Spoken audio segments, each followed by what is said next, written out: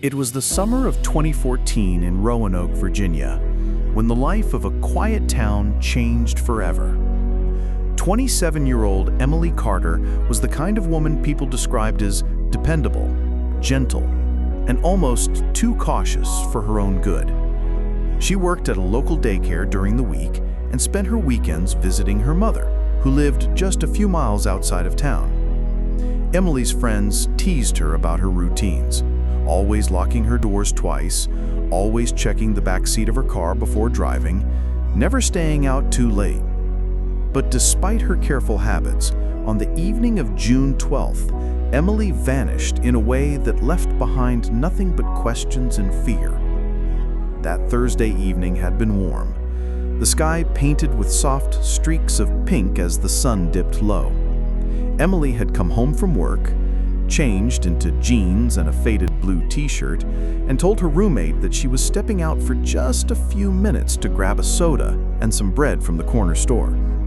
It was supposed to be a 5-minute errand. Her roommate remembered hearing the door close and the sound of Emily's car pulling out of the graveled driveway at around 9:30. Hours passed, and Emily never came home. Midnight came and went. Her phone calls went straight to voicemail, and her social media showed no activity. At first, her roommate assumed maybe Emily had stopped by her mother's house. But when morning arrived and she still hadn't returned, panic set in. By 7 a.m., Emily's mother was on the phone with police, insisting that something was wrong. Officers began a routine missing person check, but at first they weren't alarmed. Adults go missing all the time, they reasoned, sometimes by choice. But that theory shattered just an hour later when Emily's car was found abandoned at a gas station parking lot less than 2 miles from her apartment. The driver's side door was unlocked, her purse sat on the passenger seat with her wallet still inside, and her keys hung from the ignition. Even stranger, her phone was discovered shoved between the seats as though it had been dropped in a hurry. The gas station clerk swore he never saw her come inside. Police pulled the security footage from the cameras mounted above the lot, and there she was, Emily, walking quickly across the pavement toward the store at 9:47 p.m. Her hair was pulled back, her stride steady, but in the corner of the frame, just barely visible, a shadow followed a few steps behind her. The figure stayed in the blur of the lights, too far to be identified, and then, just as Emily reached the edge of the screen, both of them disappeared from view. That was the last confirmed sighting of Emily Carter alive. The discovery of Emily Carter's abandoned car turned the case from a routine missing person report into a full-scale investigation almost overnight. Detectives from the Roanoke Police Department swarmed the gas station parking lot, canvassing the area and questioning anyone who might have seen something unusual that night. The clerk on duty repeated his story. He never saw Emily step through the doors, never rang up her purchase, and never noticed her vehicle until officers pointed it out the next morning. A quick search of the lot produced little. No fingerprints beyond Emily's, no signs of a struggle, and no trace of the shadowed figure from the grainy footage. What they did find, however, was a set of partial shoe prints in the damp gravel behind the station, prints that did not match Emily's sneakers. The case immediately attracted the attention of local media. Emily was young, attractive, and known for her cautious habits. She was not the type to vanish on her own. News anchors repeated her story across every television in the valley, and flyers plastered her face on street corners, utility poles, and storefronts. Strangers showed up at the police station volunteering to join search parties. For a moment, it felt as though the entire town had united to bring Emily home. Investigators turned their focus toward her inner circle. They interviewed her roommate, who swore that Emily had never mentioned meeting anyone that night. They visited her mother, who broke down sobbing at the kitchen table as she described the last time she saw her daughter alive just a few days before. Friends were questioned, co-workers interviewed, but no one could explain why Emily would have left her apartment at that hour, only to end up abandoned in a parking lot.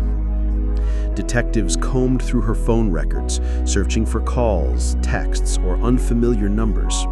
The only unusual detail was a string of missed calls from an unlisted number in the hours leading up to her disappearance. Days turned into a week, and tension in the community grew. Patrol cars lined the streets at night, helicopters circled overhead, and residents were urged to stay vigilant. Rumors spread quickly. Some whispered that Emily had been targeted by a stalker. Others suggested she may have stumbled onto something criminal she was never meant to see. Police, however, remained tight-lipped, revealing only that they were pursuing multiple leads. Behind closed doors, detectives pored over the surveillance footage again and again, trying to make sense of the shadowy figure trailing Emily. The figure appeared taller than her, shoulders broad, stride steady, and though the image was blurred, investigators believed it was a man. On the 10th day of the search, hope dimmed when authorities expanded their investigation beyond Roanoke. Roadblocks were set up on highways, wooded areas combed, and nearby rivers dragged for any sign of her. It was in those woods, just 15 miles outside town, that search dogs picked up her scent along a dirt path leading to an abandoned hunting cabin. Inside, investigators found scraps of duct tape, a broken cell phone battery, and strands of long brown hair. DNA would later confirm the hair belonged to Emily. The cabin was the first solid piece of evidence that she had not disappeared by choice, but rather that she had been taken. For the community, fear deepened into panic. If someone could abduct Emily Carter so close to her home, then no one in town felt safe. Parents walked their children to school, homeowners double-locked doors, and the once quiet suburb was now haunted by the thought that a predator was moving among them. And as the police prepared to release their first official statement, one chilling question lingered in the air. If Emily was taken, was she still alive? The discovery of the hunting cabin shifted the investigation into darker territory. Detectives no longer spoke of Emily as a missing person, but as a likely kidnapping victim. The duct tape on the floor, the broken phone battery, the strands of her hair, they painted a picture of someone who had fought hard to escape, but never got the chance. Forensics teams swept the cabin for prints, but most surfaces were coated in dust, suggesting it had been abandoned for years. The only fresh impressions came from boots that had pressed into the dirt floor near the entrance, heavy and deliberate, as if someone had paced there while waiting. Those prints, combined with the shoe marks from the gas station lot, told investigators what they had feared. This was not a crime of opportunity. Someone had been following Emily, someone who planned. News of the cabin spread quickly, and what had once been a community effort to find a lost neighbor turned into widespread fear of a predator at large. Parents stopped letting their children play outside. Joggers abandoned the wooded trails, and every unfamiliar car on the street was met with suspicious stares.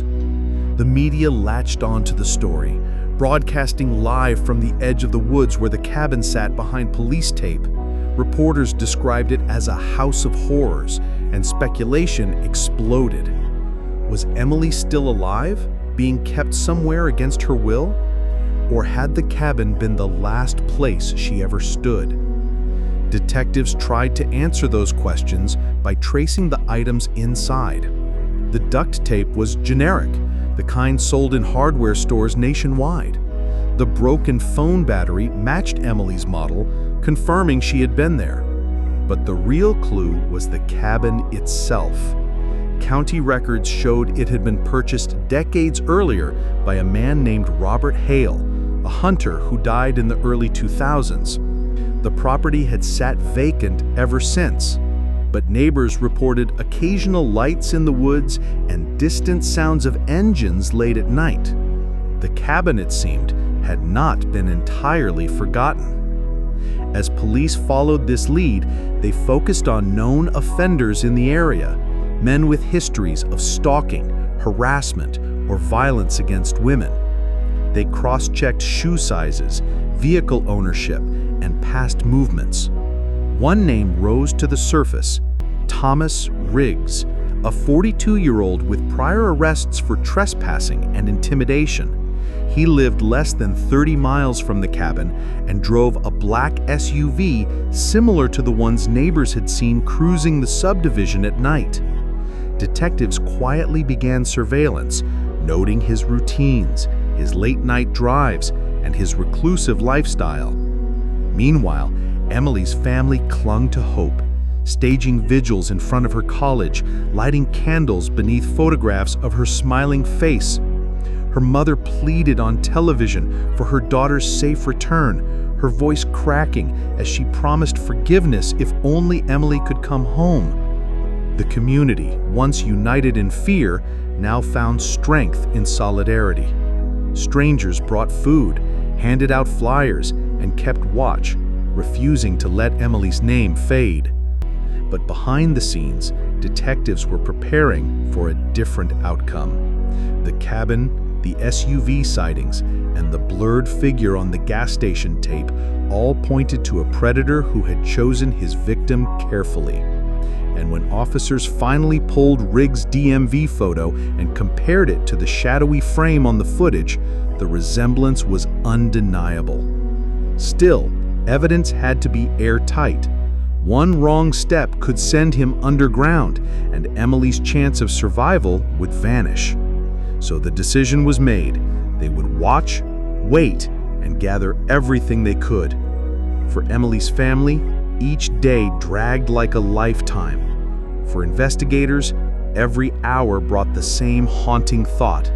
If Thomas Riggs was the man behind Emily's disappearance, where was she now?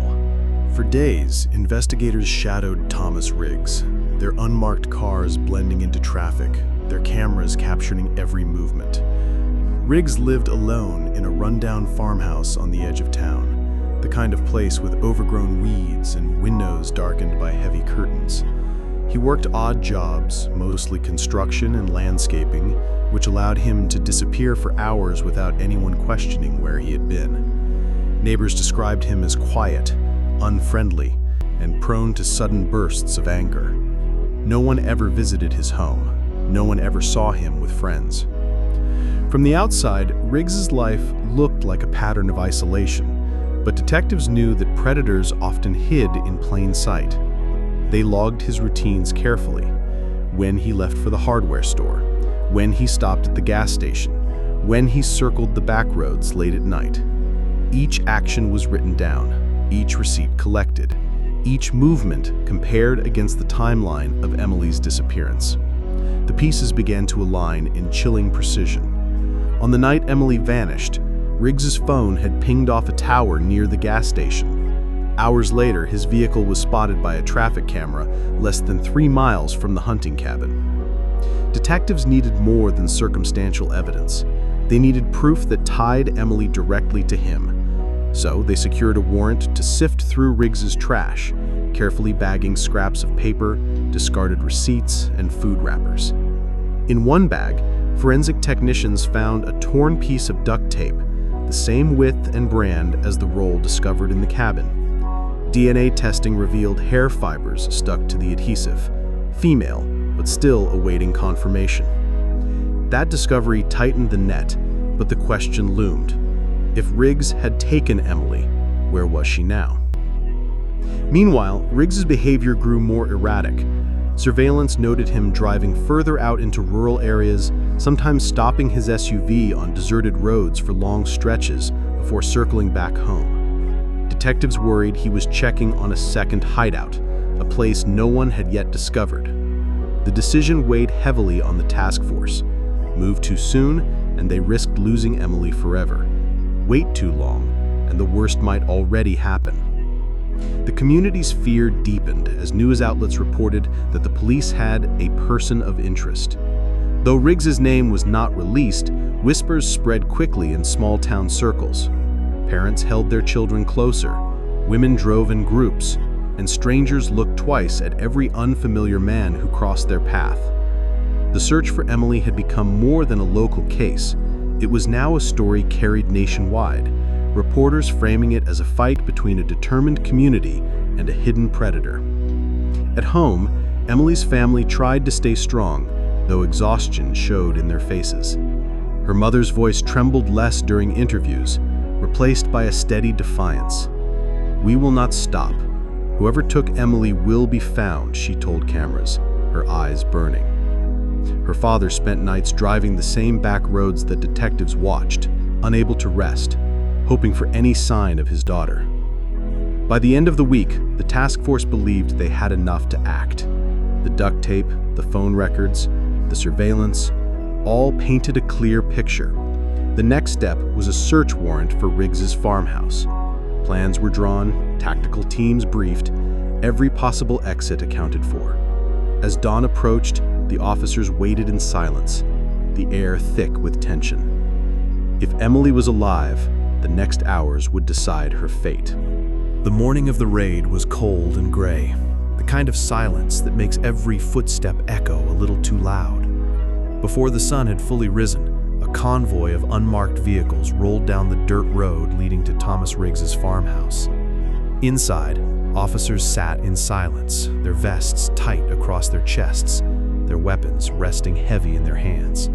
The plan was simple: surround the property, announce the warrant, and go in fast. But everyone knew plans only worked until the first door was kicked open. Riggs's farmhouse stood at the end of a gravel driveway, its paint peeling, its shutters hanging crooked, the front yard cluttered with rusted tools and broken furniture. It looked like the kind of place time had forgotten, but the task force wasn't looking at the house like neighbors did. To them, it was a potential crime scene, maybe even a prison for Emily. At exactly 5:42 a.m., the lead officer raised his hand. Engines cut, radios crackled to life. The team moved quickly, fanning out across the yard. 2 officers approached the front door, while others circled to cover the back. The air was sharp, every breath visible in the cold. Then came the knock, loud, firm, impossible to ignore. "Sheriff's Department, search warrant." For a few seconds, there was nothing. No footsteps, no voice, just silence pressing back against the walls. Then, movement. Curtains shifted, a shadow flickered across the window. The order came fast: "Breach it." The battering ram struck the door with a thunderous crack. Hinges gave way. Officers surged inside, shouting commands. The farmhouse smelled of damp wood and stale tobacco. Piles of clutter filled the hallway, boxes stacked high, dishes unwashed, the air heavy with dust. Flashlights cut through the gloom as boots thundered across the floorboards. They found Riggs in the kitchen, half-dressed, his face pale as the beam of a rifle light landed on him. He raised his hands, muttering protests, insisting he had done nothing wrong, but his calm cracked quickly, his words stumbling as officers cuffed him and dragged him toward the porch. The raid wasn't about his denial. It was about what they might find behind those walls. Room by room, the farmhouse was searched. Upstairs, they found padlocks on closet doors, unusual for a man who lived alone. In the basement, officers discovered shelves lined with boxes labeled in messy handwriting. Inside were notebooks filled with dates, times, and names. Some belonged to women reported missing years ago. Others were unfamiliar, chilling in their ambiguity. Then, in a back shed just beyond the house, officers found something worse: a makeshift space lined with insulation and tarps, the faint smell of bleach clinging to the walls. In one corner sat a wooden chair bolted to the floor, duct tape scattered nearby. No one wanted to say it out loud, but everyone thought the same thing. This was where victims had been held, but Emily wasn't there. Her absence hung heavier than her presence would have. The notebooks, the duct tape, the hidden room, they were damning. But without Emily, the case wasn't over. She could still be alive, somewhere else, waiting for someone to find her. As officers sealed off the property and evidence bags piled up in the yard, the lead detective stared at the woods behind the farmhouse, his jaw tight.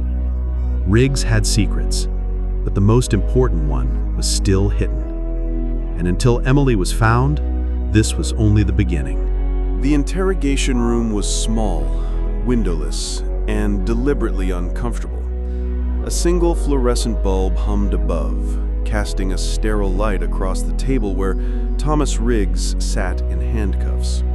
His clothes were rumpled from the raid, his hair disheveled, but his eyes, cold and sharp, betrayed no fear.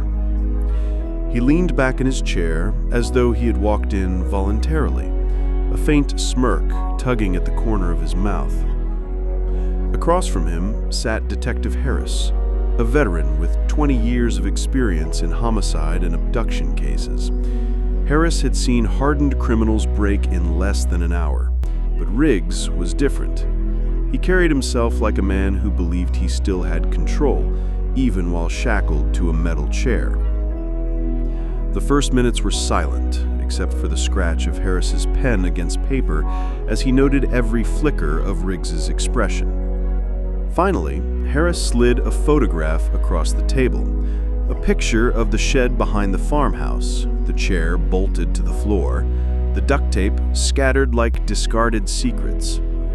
"Explain this," Harris said flatly. Riggs glanced at the photo and chuckled, a low, unsettling sound. "That? It's nothing. Old junk. You people see ghosts and shadows. I fix things. I tinker. That's all." Harris didn't respond. He simply placed another photo beside the first, one of the notebooks found in Riggs's basement, filled with dates and names. And this, women who disappeared, dates that line up with their last known whereabouts. Explain that too. For the first time, Riggs's smirk faltered, but only for a heartbeat. He leaned forward, his cuffed hands clinking against the table, and said softly, almost playfully, "Maybe she's alive. Maybe she's not. Maybe she's closer than you think." The detective's jaw tightened. That answer wasn't information. It was a taunt. He slid a glass of water across the table, knowing silence could be as powerful as questions. For several minutes, neither man spoke. The hum of the bulb seemed louder, the weight of the case pressing down. Finally, Riggs broke the silence. "You know what your problem is, detective? You think this is about one girl, but it's bigger. You'll never understand." Harris scribbled another note.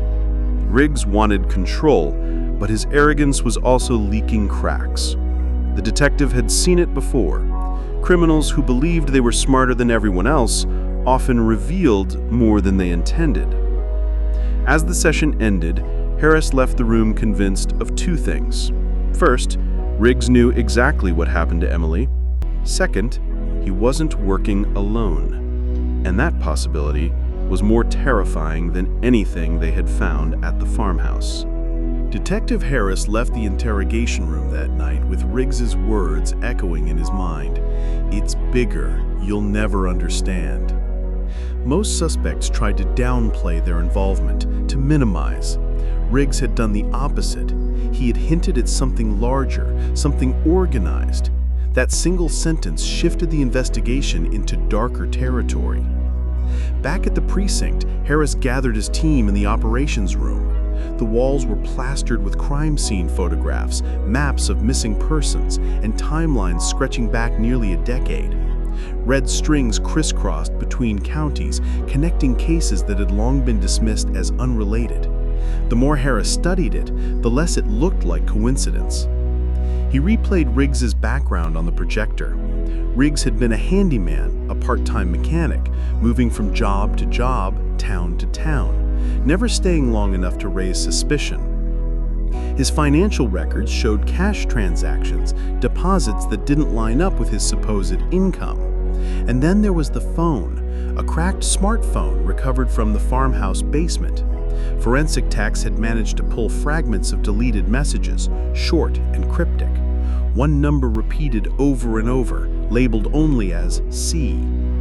The messages were chilling in their simplicity. Got her. Bring to the shed. No police yet.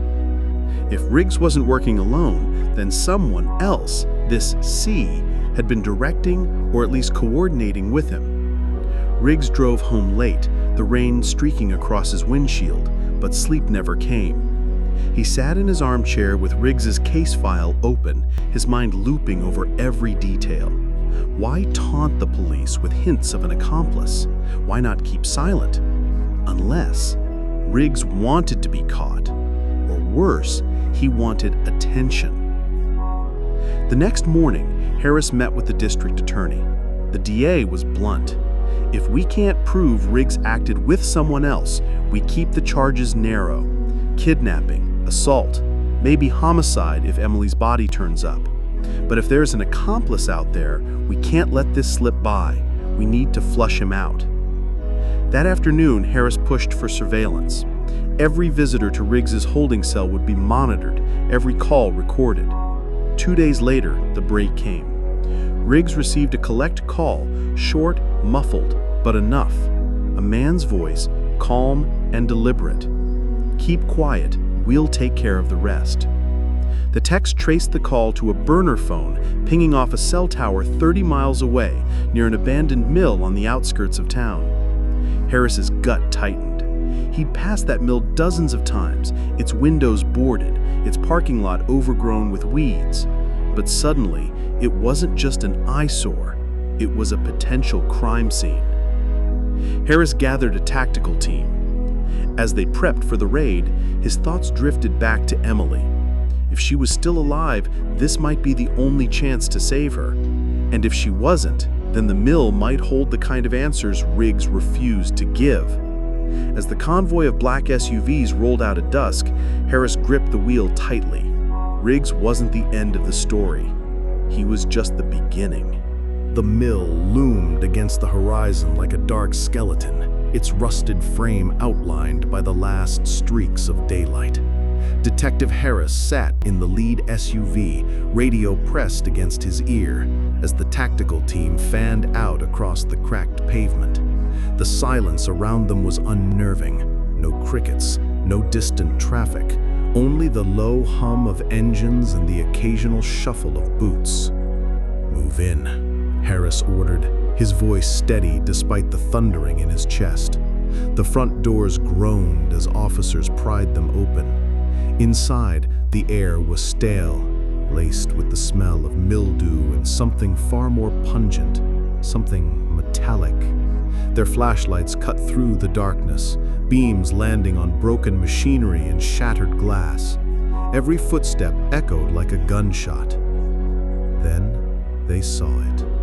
Against the far wall, beneath a faded mural of the mill's old logo, stood a series of wooden crates stacked waist-high. Each was nailed shut, but one had been forced open. Inside lay bundles of clothing. Women's jackets, children's sneakers, torn backpacks, all damp and matted with grime. A collective chill swept through the team. These weren't just random belongings, they were trophies. "Clear the second floor," Harris barked, but his eyes were locked on the crates. He crouched down, lifting a faded blue scarf with trembling hands. Emily's scarf. The one her parents had described in their missing persons report. Before the weight of the discovery could settle, a sound split the silence. Footsteps above, quick and deliberate. The team charged up the staircase, guns raised, boots pounding against the rotting wood. Harris's heart hammered as he reached the landing. A door slammed at the far end of the hallway. "Police! Hands where I can see them!" They burst through the door into a wide loft. There, illuminated by a single hanging bulb, was a man. Mid-40s, tall, wiry, dressed in dark work clothes. He froze, eyes wide but unflinching, and in his hand, an old flip phone. "Drop it," Harris shouted. The man didn't move. Instead, he pressed a button, and the phone lit up. Harris lunged, knocking it from his hand as officers pinned him to the ground. But the damage had already been done. Somewhere in the distance, a faint buzz echoed, the sound of another phone vibrating. Back downstairs, a detective called out, panic in his voice. "We've got movement, south side!" Harris sprinted back down, his flashlight bouncing wildly off the walls. Outside, he caught a glimpse of a shadow darting into the tree line, fast and agile. Whoever it was had been waiting, watching, maybe even helping Riggs all along. The man they captured refused to speak, his lips pressed into a tight line as if silence itself were his shield. But Harris didn't need words. The crates, the clothing, the phone, and the fleeing shadow told him enough. Riggs wasn't lying. There was an accomplice, maybe more than one. As the team secured the suspect and marked evidence, Harris stepped outside into the night air, his lungs burning. The mill wasn't just a hideout. It was a graveyard of secrets. And somewhere out there, the real puppet master was still free. The forest swallowed sound like a black hole. Detective Harris ran until his lungs burned, branches clawing at his arms, flashlight beams slicing through the trees in frantic arcs. The fleeing shadow was fast, almost unnaturally so, darting between trunks and slipping into the undergrowth like smoke. Every time Harris thought he was closing the gap, the figure vanished again, leaving only the crack of twigs underfoot. Behind him, officers shouted directions into their radios, but the forest turned every echo into confusion. "South quadrant, lost visual, moving east." The words overlapped, disoriented, and Harris knew their prey was using the terrain like a shield. This wasn't some random accomplice. Whoever was out here knew the land. Then, suddenly, silence. Harris froze, listening. His breath was ragged, heartbeat thunderous in his ears. A faint click snapped through the darkness. Not a twig this time, a mechanical sound. His instincts screamed. He ducked just as a flare exploded overhead, flooding the woods with blinding red light. For a few seconds, the forest glowed like a battlefield. And in that artificial dawn, Harris saw him. Hood pulled tight, face hidden, standing no more than 30 feet away. "Police, don't move!" Harris roared. But the figure didn't freeze. He raised a hand in a mocking salute before melting back into the shadows. By the time the flare fizzled, he was gone. Hours later, when Harris stumbled back to the mill, his uniform damp with sweat and mud, the press was already there. News vans lined the cracked pavement, reporters clutching microphones, their cameras devouring every scrap of chaos. "Detective, is it true you found evidence of multiple victims? Detective, was a suspect apprehended inside? Is this connected to the Riggs case?" The questions came like bullets. Harris pushed past them, jaw tight. The last thing he needed was the story breaking before they had answers. Inside the mill, the scene was worse under floodlights. Evidence teams cataloged crate after crate of belongings, tagging each item as though it were a headstone. The man they had arrested, whose name turned out to be Jonathan Hale, sat cuffed to a chair, refusing to speak, his gaze fixed on the floor. The county sheriff cornered Harris. "The DA's office is all over me. The media's painting this as some kind of cult operation. You better have more than trophies and silence." Harris dropped his evidence folder onto a table with a heavy thud. "We have Hale, we have the crates, and we have proof there's at least one more out there. Someone who knows these woods and knows how to vanish."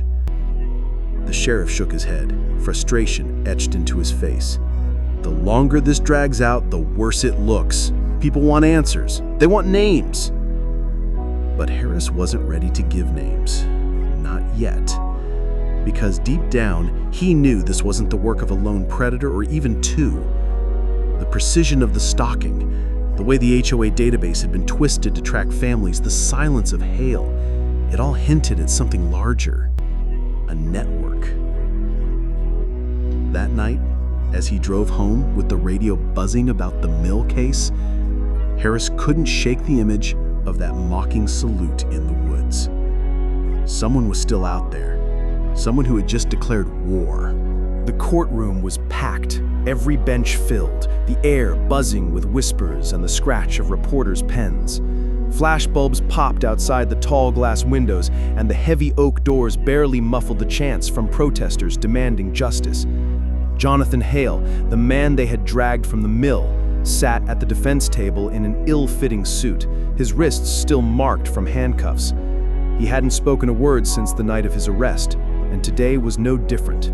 His expression flat, his eyes lifeless. Detective Harris sat 3 rows back, his folder of evidence balanced on his knees. He had been through trials before, but this one felt different. The weight wasn't just legal, it was personal. For weeks, he had hunted shadows, studied letters, chased ghosts through the woods. And now the city, the state, the entire country was watching to see if any of it would mean something. The prosecutor's voice echoed as she laid out the case. The defendant was found in possession of crates filled with personal belongings of missing families. He was caught on site, inside an abandoned mill tied to numerous disappearances. The state will prove that he acted not alone, but as part of a larger operation designed to track, intimidate, and ultimately silence homeowners who resisted the control of their association. That last word, association, made Harris's stomach turn. The HOA. It wasn't just pettiness or neighborhood politics. It was a system, weaponized, twisted into something darker. When the defense stood, their argument was almost laughable. They painted Hale as a victim, a quiet man wrongfully accused who had stumbled into the wrong building at the wrong time. But as Harris watched the jury, I saw doubt flicker in their eyes. The evidence was too heavy, too precise. Midway through the day, the prosecutor called Harris to the stand. His testimony was steady. He described the letters, the threats, the surveillance SUVs, the moment in the forest when the second suspect had raised a mocking salute before disappearing into the night. The courtroom leaned forward at that. A second suspect. Someone still out there. Detective Harris, the prosecutor asked, "Do you believe this is over?" Harris hesitated, his throat tight. He looked toward Hale, whose lips curled almost imperceptibly into the faintest smile, a smile that chilled him. "No," Harris said finally, his voice firm. "I believe this is only the beginning." Gasps rippled through the gallery. Reporters scribbled faster. The judge hammered his gavel for order. But the words were out now, public, alive. That evening, after the gavel fell and Hale was led away, Harris stepped out into the cool night air. Cameras flashed, microphones pressed toward him, but he kept walking, past the courthouse steps, past the shouting crowd, until he reached his car. As he slid into the driver's seat, his phone buzzed, an unknown number. He answered. A distorted voice whispered, "You can't stop what you don't understand. We are everywhere." The line went dead. Harris sat frozen, staring at the blow of the courthouse in his rearview mirror. The fight wasn't over. It had only shifted into darker territory. And as the night swallowed the city, he realized the truth. This wasn't a case. It was a war.